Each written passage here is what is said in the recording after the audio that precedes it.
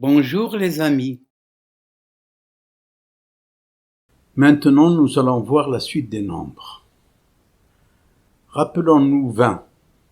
C'est 2 dizaines, c'est-à-dire 2 groupes de 10.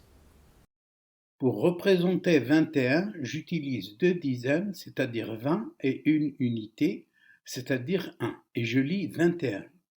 Pour représenter 23, j'utilise 2 dizaines, c'est-à-dire 20, et 3 unités, c'est-à-dire 3, je lis 23. Pour représenter 28, j'utilise 2 dizaines, c'est-à-dire 20, et 8 unités, c'est-à-dire 8, je lis 28. 40, c'est 4 dans la colonne des dizaines et 0 dans la colonne des unités. Suis bien la représentation de 45 et son écriture en lettres. Tu peux faire pause et le réécrire sur une feuille de papier. 43, c'est 4 dizaines et 3 unités. Compte de 10 en 10, de 10 à 60. Après le comptage, tu mets pause et tu réécris les nombres en lettres.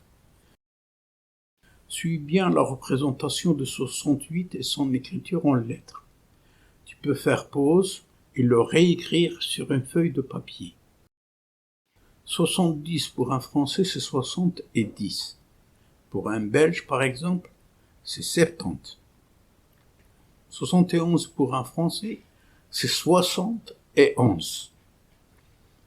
60 d'un côté et 11 de l'autre côté. Pour un Belge, par exemple, c'est 71. C'est la même chose pour 79. 70 et 10, c'est 80. 70,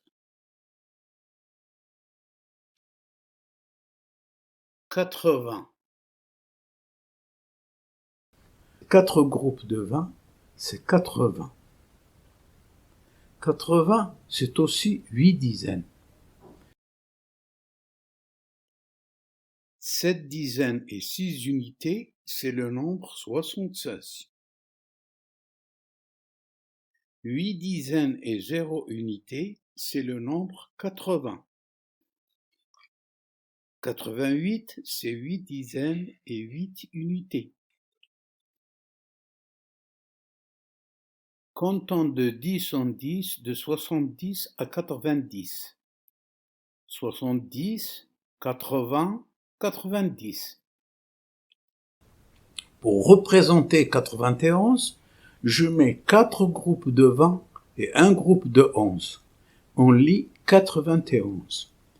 Pour représenter 96, je mets 4 groupes de 20 et un groupe de 16. On lit 96. Pour représenter 96, je mets 9 groupes de 10 dans la colonne des dizaines et 6 dans la colonne des unités. 9 dizaines et 6 unités, c'est 96. Pour représenter 99, je mets 4 groupes de 20 et un groupe de 19. On lit 99. 90, c'est 4 groupes de 20 et 10. 10 groupes de 10, c'est 100. Voici un train de 5 wagons. Dans chaque wagon, il y a 100 passagers. Donc, il y a 5 groupes de 100. 5 groupes de 100, c'est 500. 2 groupes de 100 et 80, c'est 280.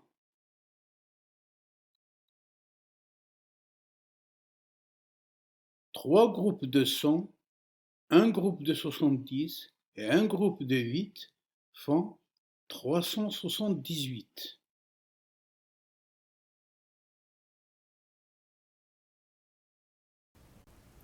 100 cubes représentent une centaine, 10 cubes représentent une dizaine, et un cube représente une unité. 6 centaines et 3 dizaines et 12 unités, c'est 632. Je répète, 6 centaines, 3 dizaines et 2 unités, c'est 632. 4 centaines et 8 unités, c'est 408. Je mets 0 à la place des dizaines. 7 centaines, 4 dizaines et 2 unités, c'est 742. 2 centaines et 7 unités, c'est 207. 6 groupes de 100 et 99, c'est 699. 9 groupes de 100, c'est 9 centaines, c'est 900. 10 groupes de 100, c'est 1000. On va passer à la classe des milliers. 100 groupes de 100, c'est 10 000. 1000 groupes de 100, c'est 100 000. La classe des unités simples où l'on trouve des nombres de 1, 2 ou 3 chiffres. La classe des milliers où l'on trouve des nombres à 4, 5 ou 6 chiffres. Dans chacune de ces classes, on retrouve toujours les rangs unités, dizaines, centaines. 13 groupes de 1000, c'est 13 000. Une dizaine de milliers, 3 unités de milliers. 17 450, c'est une dizaine de milliers, 7 unités de milliers, 4 centaines et 5 dizaines. Sur cette droite numérique, plaçons les nombres 158 000 et 172 000.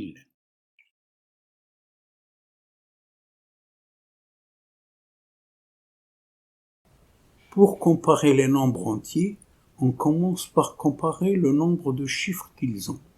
Le nombre qui a le plus de chiffres est le nombre le plus grand.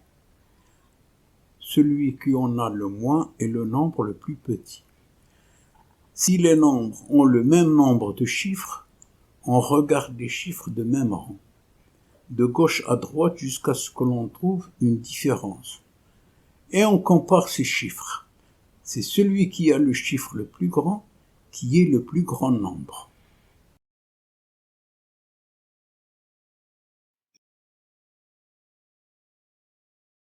Nous aborderons la prochaine fois la soustraction et la deuxième partie de l'addition. À bientôt.